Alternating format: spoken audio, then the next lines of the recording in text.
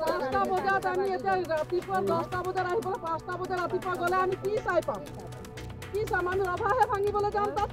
একোৱেই নাপাওঁ আমি যোৱাতকৈ নোযোৱাই ভাল আছে তাত ৰাতি গোটেই ৰাতিটো ৰাতি 10টা বজাতে উঠি আহি বহি আছো এতিয়া 4টা বাজিব বহি এতিয়া 5টা বাজিব আৰু তেখেতে যদি নোৱাৰে গা বেয়া ল'ৰা ছোৱালী যদি সন্তান বেয়া হৈ আছে গা বেয়া হৈছে তেতিয়া পাছ কৰি দিলে হৈ যায় আমালে ইমানটোহে কথা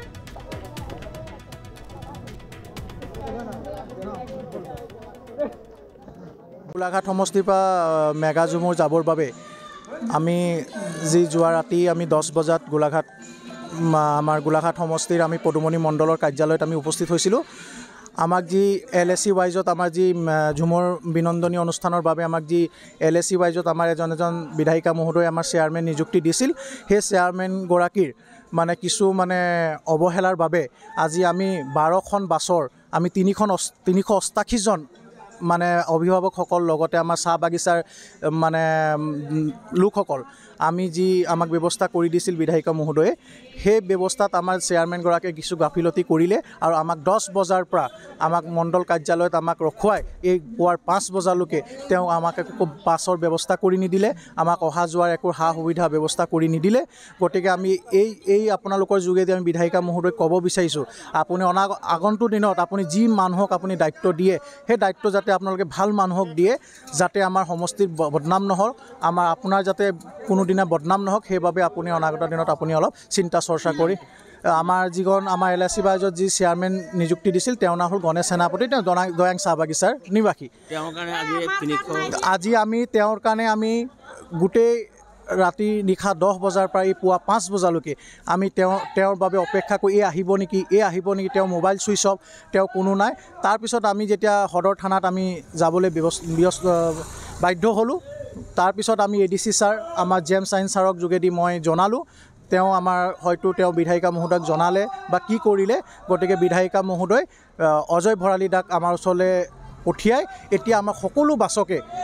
যোৱাৰ ব্যৱস্থা পাছবিলাক দি আমাক সকলোকে ব্যৱস্থা কৰি আমাক গুৱাহাটীলৈ ৰাওনা কৰিবৰ বাবে ব্যৱস্থা কৰি দিছে 2025 চনৰ 24 তাৰিখ আমাৰ মেগাজুমৰ যিটো আছিলে তাতে আমাৰ যিবিলাক ল'ৰা ছোৱালী তাত মেগাজুমৰ অংশগ্ৰহণ লৈছে তেওঁলোকৰ অভিভাৱকো আছে আৰু গোটেই আমি সমূহ ৰাইজে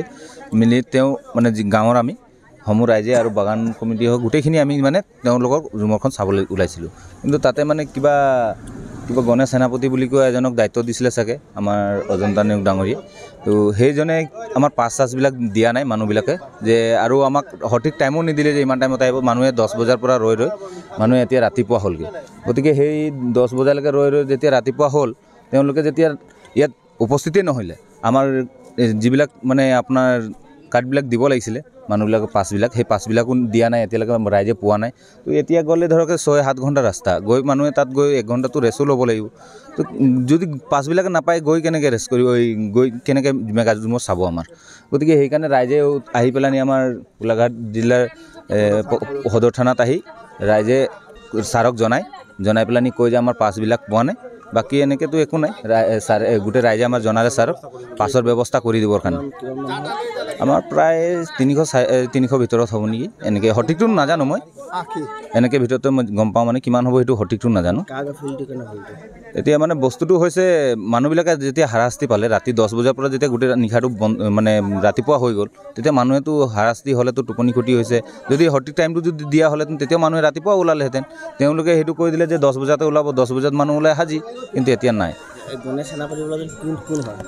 এই চেয়াৰমেন হয় আপোনাৰ মেগাজুমৰ চেয়াৰমেন হয় পাছখিনি নাই দিয়া গতিকে সেইখিনিয়ে ৰাইজে আৰু মানে অত্যত্য হৈছে যে গতিকে আমি গৈ নাপামেই নেকি দেখিয়ে নাপাম আপোনাৰ আছে সঠিকটো মই নাজানিম এনেই আমাৰ গোলাঘাট সমষ্টি 14-15খনমান বাগানৰ হ'ব চাগে আমাৰ মানেখিনি আপুনি বিচৰা বাতৰি পাব কেৱল নিউজ 18 এপত নিউজ 18 এপ ডাউনলোড কৰিবলৈ স্কেন কৰক এই QR code Google Play Store to পাব এই নিউজ 18 এপ